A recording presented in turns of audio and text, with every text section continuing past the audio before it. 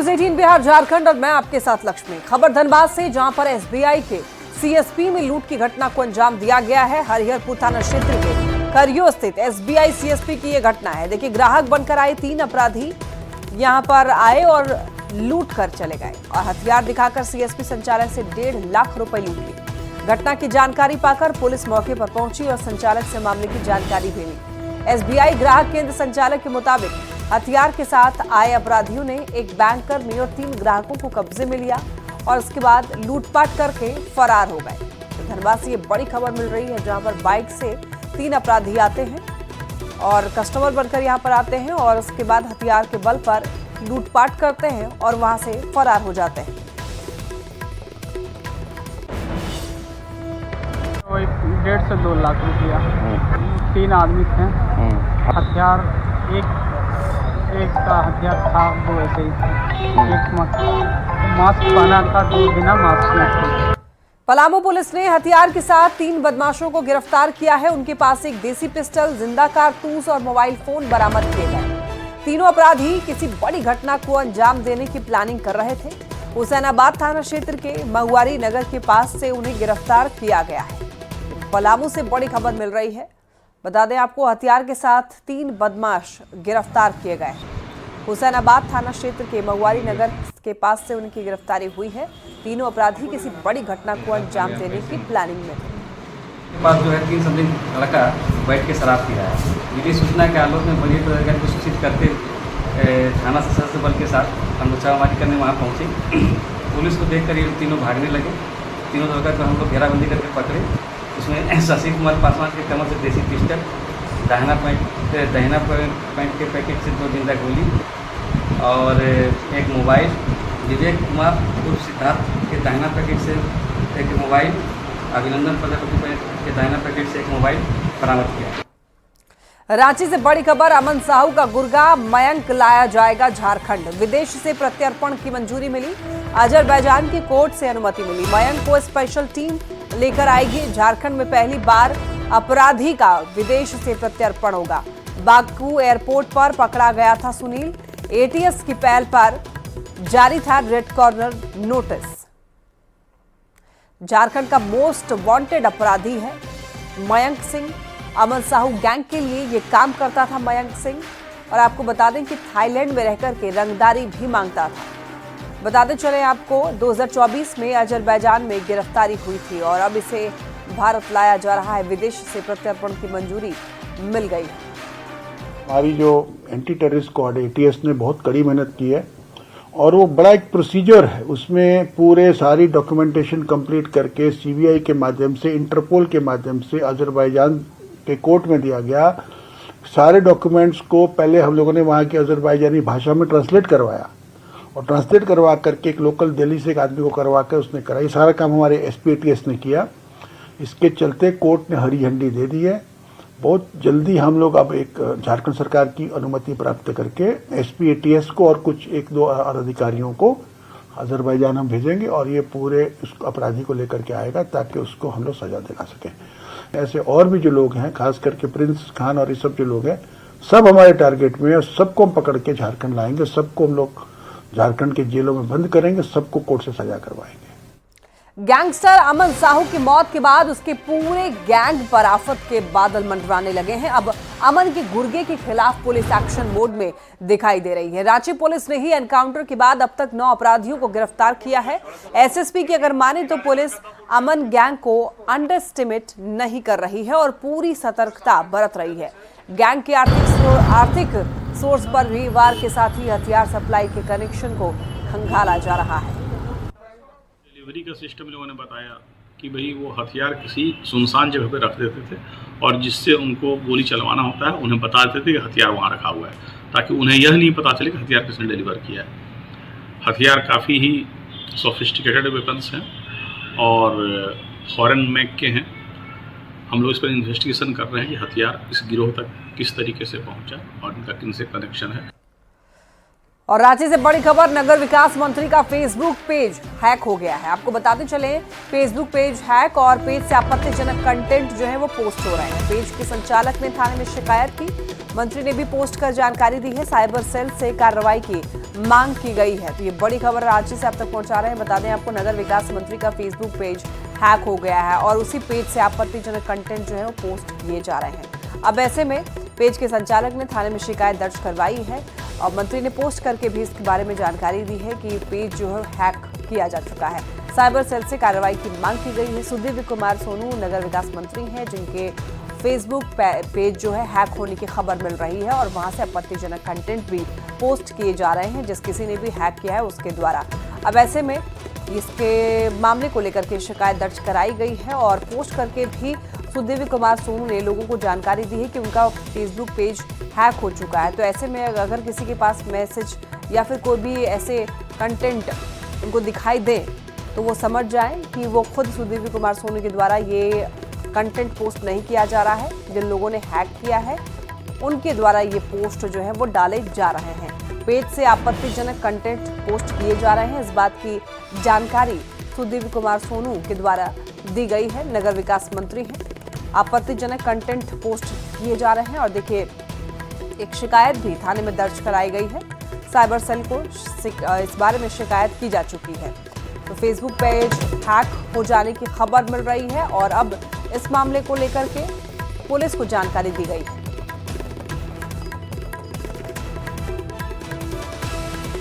तो देखिए अब हैकर्स के निशाने पर है मंत्री, क्योंकि देखिए मंत्री के फेसबुक पेज को हैक कर लेना यानी कि हैकर्स कुछ और चाहता है। हैकर्स के निशाने पर मंत्री हैं। सुदीव्य कुमार सोनू के फेसबुक पेज को हैक कर लिया गया है। उनकी मंशा क्या है, क्या मोटिव है हैक करने के पीछे, ये फिलहाल साफ नहीं है, लेकिन साइबर सेल को इस बारे में जानकारी दी गई है। ज्यादा जानकारी के लिए न्यूज़ 18 संवाददाता ओम प्रकाश हमारे साथ जुड़ रहे हैं। ओम प्रकाश, देखिए नगर विकास मंत्री जी का फेसबुक पेज हैक हो चुका है, एक बार पूरी जानकारी दीजिए। जी बिल्कुल, बात करें तो इस पूरे मामले को लेकर आज ट्वीट भी आया है जिसमें सुदीव्य कुमार सोनू के द्वारा, जो कि मंत्री हैं, उनके द्वारा भी ये बातें कही गई कि साइबर सेल को उन्होंने इसकी जानकारी दी है। हालांकि अभी तक इस मामले को लेकर कुछ भी जो फलाफल है वो सामने नहीं आ पाया, जिस कारण उन्होंने आज जो है वो सोशल मीडिया पर इस पोस्ट को जो है वो डाला है। अब देखना होगा इस पूरे मामले में सरकार में रहते हुए मंत्री हैं और उनके जब इस तरह की कार्रवाई नहीं हो पा रही है, जिस तरह से उनके हैंडल को हैक किया गया और उसके बावजूद उस पर अब तक कार्रवाई नहीं की गई, ये कौन लोग हैं इसका पता नहीं चल पाया, तो अपने आप में बड़ा सवाल उठता है कि आखिर पुलिस प्रशासन, खासतौर से जो साइबर सेल है, वो किस तहत काम कर रहा है। तो इन तमाम चीजों को लेकर सवाल तो उठते ही हैं। ओम प्रकाश, मंत्री जी को कब पता चला कि उनका फेसबुक पेज जो है वो हैक हो चुका है? कितना समय हो चुका है इस मतलब फेसबुक पेज हैक होने की जानकारी मिलने से लेकर अब तक? जो जानकारी उनके द्वारा दी गई है उसके अनुसार 12 तारीख को हुआ था उनका जो फेसबुक पेज जो है वो हैक हुआ था। हालांकि इसकी जानकारी उन्हें एक दिन के बाद मिल पाई और उसके बाद उन्होंने इस मामले में जो है वो शिकायत की है। तो कहा जा सकता है करीब 5-6 दिनों का वक्त हो चला है, बावजूद अब तक कार्रवाई नहीं हो पाई है। तो साइबर सेल को जानकारी किस दिन दी गई है?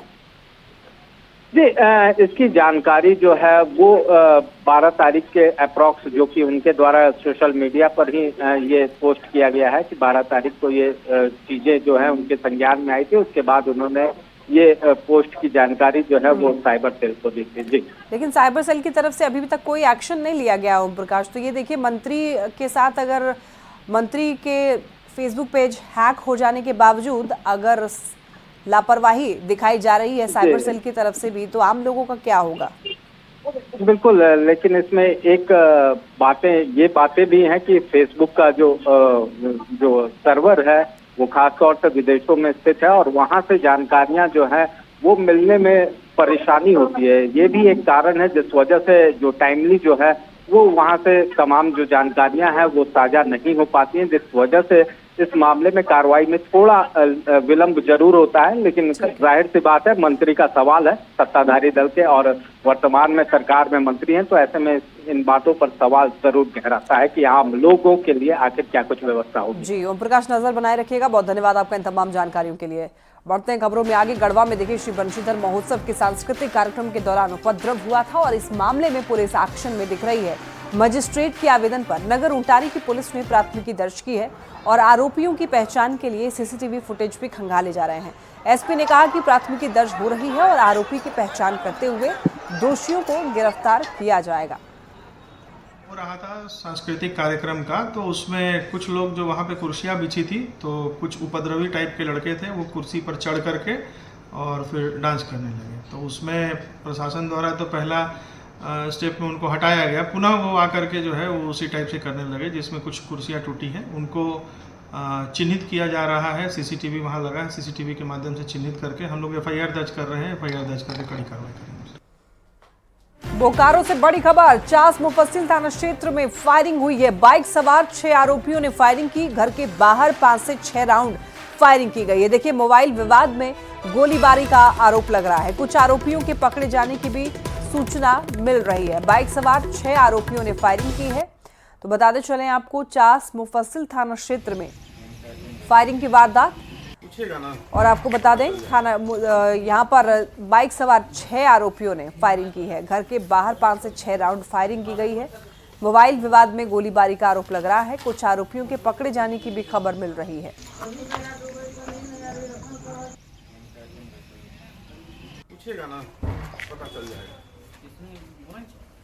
तो देखिए, कहा जा रहा है कि 6 आरोपियों ने फायरिंग की है और इसके बाद अब ये जो मामला है पुलिस के संज्ञान में है। कुछ आरोपियों के पकड़े जाने की भी खबर मिल रही है। हालांकि बाकी लोग अभी फिलहाल पुलिस की गिरफ्त से बाहर हैं, जिनकी तलाशी की जा रही है। पूछताछ भी इस मामले को लेकर किया जा रहा है। कहा जा रहा है कि मोबाइल विवाद में गोलीबारी हुई है। अब आप देखिए कि 5 से 6 राउंड फायरिंग की गई है कुछ लोगों के द्वारा, जिसमें से कुछ के पकड़े जाने की भी खबर मिल रही है। रात की घटना बताई जा रही है, तस्वीरों में आप ये देख सकते हैं। और अब ये मामला पुलिस के संज्ञान में है। पुलिस के द्वारा कार्रवाई की जा रही है।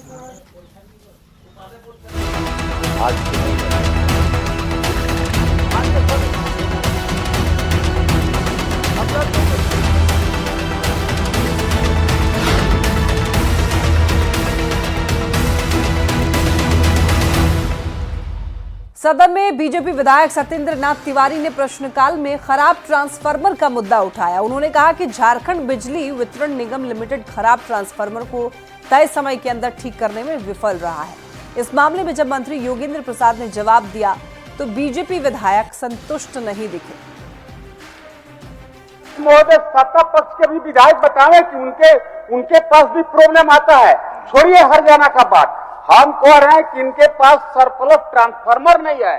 अगर आज हमारे गांव के 100 केवीए का ट्रांसफार्मर जल गया, हम उस ट्रांसफार्मर को गांव के लोग चंदा करके ले जाएंगे बिजली ऑफिस, फिर वो 10 दिन के बाद बनाएगा, खबर करेगा, ट्रांसफार्मर बन गया, फिर गांव में चंदा होगा और हम ले जाकर के उसको लगाते हैं। हमारा तो ये प्रश्न है कि आपके पास सरप्लस बॉडी नहीं है, अब टीआरडब्ल्यू में रिपेयरिंग कराते हैं। अब इस तरीका का आंसर देके दिग्भ्रमित करना और हमको कहेंगे कि सॉफ्टवेयर डेवलप कर रहे हैं, 15 के बनल कानून है, तो काहे मानेंगे 25 में। झारखंड विधानसभा की कार्रवाई के दौरान बीजेपी विधायक नीरा यादव ने मैया सम्मान का मुद्दा उठाया। उन्होंने कहा कि सरकार ने बिना सत्यापन के मैया सम्मान की शुरुआती 3 किस्त का वितरण कर दिया था और अब जरूरतमंद लाभुक का नाम काटा जा रहा है। योजना का लाभ लेने के लिए आज ब्लॉक अंचल कार्यालय में चक्कर लगा रहे अध्यक्ष महोदय, तो शिविर लगा करके स्पष्ट कुछ निर्देश दे दिया जाए कि किनको राशि मिलनी है, किनको राशि नहीं मिलनी है। सत्यापन के नाम पे विभाग जो कार्रवाई कर रही है, आज काफी असंतुष्टि महिलाओं को देखी जा रही है अध्यक्ष महोदय। तो हमारा बस ये सुझाव होगा माननीय अध्यक्ष महोदय कि शिविर लगा करके या तो एक नियम संगत 1 पॉइंट 2 पॉइंट 3 पॉइंट जैसे हम लोग आवास देने के समय करते हैं ना महोदय, कि जिनको बिल्डिंग पहले से बना हुआ है, 4 व्हीलर जिनके पास है, उनको ये लाभ नहीं मिलेगा, ऐसा कुछ क्राइटेरिया जो बताते हैं। तो जो आप नहीं दे सकते हैं जिनको, तो उनका पूरा लिस्ट बना के 2 पॉइंट 4 पॉइंट 10 पॉइंट जितना पॉइंट में है कि ये लाभुक को ये लाभ नहीं मिलेगा, इसलिए ये बार बार चक्कर न लगाए। तो इससे क्या होगा महोदय, हम लोग भी जवाब दे पाएंगे कि देखिए इसमें से आप सक्षम है नहीं है। मैया सम्मान योजना की 2500 की राशि के इंतजार में जुटी महिलाओं के सब्र का बांध दुमका में टूटता हुआ दिखाई दे रहा है। होली के मौके पर कुछ महिलाओं के खाते में 3 महीने की राशि आई, लेकिन कईयों को इससे वंचित रहना पड़ा। सूत्रों से मिली जानकारी के मुताबिक करीब 60,000 लाभुकों की राशि रोकी गई है। जिनकी राशि रोकी गई है, अब वो महिलाएं सरकारी दफ्तर के चक्कर लगाने के लिए मजबूर दिखाई दे रही हैं। तो भैया पैसा नहीं मिला। हाँ। क्यों नहीं मिला? पहले तो मिला 4 किस्त 1,000 करके, फिर 2500 रुपया आया, इसके बाद नहीं आया। मेरा बता रहा है कि आपका बंद हो गया, तो हम उसको बोले भैया सर मेरा क्यों बंद हुआ, तो बोल रहा है कि रीजन नहीं बता पाएंगे। तो अगर रीजन नहीं बता पाइएगा तो समाधान कैसे होगा? मतलब ये है कि अगर आए तो सबका आए, न तो किसी का नहीं आए। जब आएगा तो सारा होना चाहिए। जिसका घर में सुनने में आया है कि जिसका घर में बाइक है, जिसका पक्का का घर है, उसको नहीं आएगा। तो देखते हैं उसी का पैसा पहले आ गया, हम लोग का पैसा नहीं आया है। क्यों नहीं आया है? हम लोग दूसरा घर में काम करते हैं, क्यों नहीं आया हम लोग का पैसा? और बात अगर गोड्डा की करें तो गोड्डा में भी देखिए राशि नहीं मिलने से मैया सम्मान योजना के लाभार्थी जो हैं परेशान दिखाई दे रहे हैं। सैकड़ों महिलाएं प्रखंड कार्यालय पहुंची हैं और उन्होंने अपना विरोध दर्ज किया है। महिलाओं का आरोप है कि दस्तावेज सुधारने के नाम पर पैसे भी दिए गए, लेकिन इसके बाद भी उनके खाते में इस योजना की राशि नहीं आई। किधर खर्चा कर दिया 1,500 रुपया? इधर उधर उसको देते हैं 200, इसको देते हैं 100, इधर मतलब दौड़ने खर्चा हो गया। यानी 2500 लेने में 500-1000 रुपया खर्चा कर चुके हैं ना? हाँ, बोलते कि आप कर देंगे ना, जरा सा गड़बड़ी तो आधा दीजिएगा तब। आधा पैसा मांगता है ना? आधा दीजिएगा तब, नहीं देंगे। नहीं देगा तो वहाँ से तुरंत कटवा देंगे। अच्छा, ऐसा धमकी भी देता है आपको? धमकी भी देता है आपको ना? कटवा देंगे। हम लोग तो गरीब बनी आधा कौन सी देंगे? 4-5 बार मिला था, इस बार नहीं मिला ना? इस बार ज्यादा आ रहा था इसीलिए नहीं मिला ना? कहाँ से आए हैं? हरिपुर गरबन्ना से। और लोगों को मिल गया गांव में?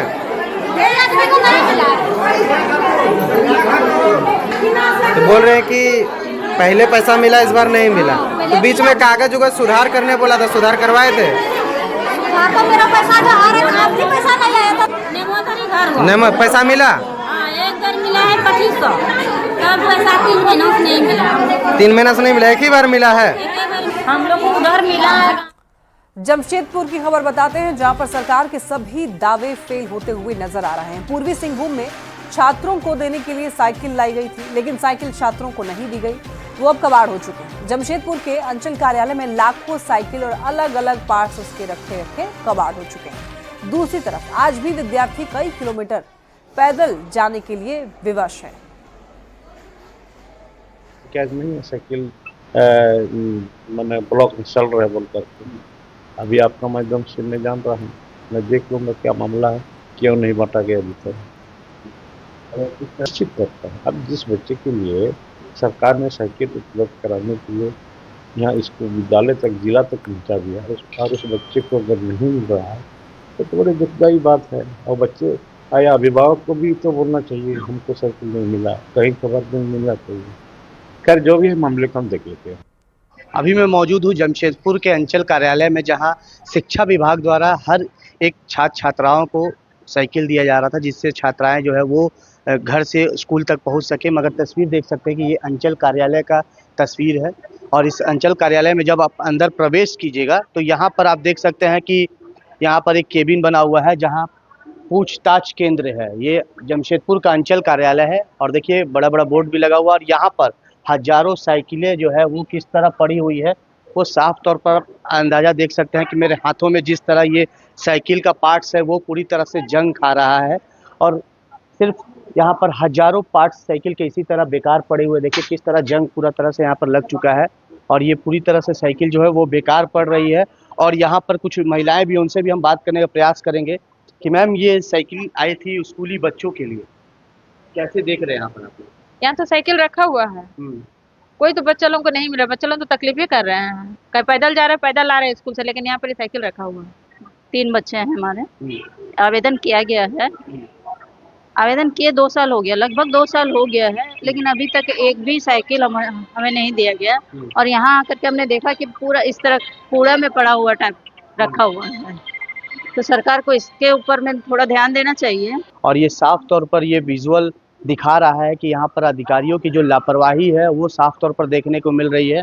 और इसी तरह पूरी तरह से ये साइकिल जो है ये कबाड़ हुआ है। देखिए किस तरह यहाँ पर नई नई जो साइकिलें हैं वो नई नई साइकिलों में किस तरह यहाँ पर जंग, वो जो साफ तौर पर तस्वीर में देख सकते हैं कि जंग खा रहा है। और सबसे बड़ी बात अंचल कार्यालय में जब यहाँ पूछताछ केंद्र आएंगे तो यहाँ शिक्षा विभाग द्वारा जो बच्चों को साइकिल दिया जाता था उसके नए नए पार्ट्स को जंग और कबाड़ किया जा रहा है। हालांकि इसके पीछे किसकी लापरवाही है, क्या कुछ है, इसके पर शिक्षा मंत्री ने इस पर कहा है कि उन्होंने कहा है कि इस मामले का संज्ञान लिया गया है और जो भी लापरवाह है उस पर कड़ी कार्रवाई हो जाएगी। मगर अब देखना ये है कि शिक्षा मंत्री के इस आश्वासन के बाद क्या ये लाखों लाख साइकिलें जो सरकार की सपने थे कि हर एक छात्र छात्राओं को हाथ में साइकिल दिया जाएगा, वो सपने कब तक धरातल पर उतरेंगे। और अगर नहीं उतरते हैं तो क्या इसी तरह लाखों करोड़ों रुपए के ये साइकिल इसी तरह कबाड़ हो जाएंगे, वो आने वाला समय ही बताएगा। न्यूज़ 18 के लिए जमशेदपुर से आशीष कुमार तिवारी।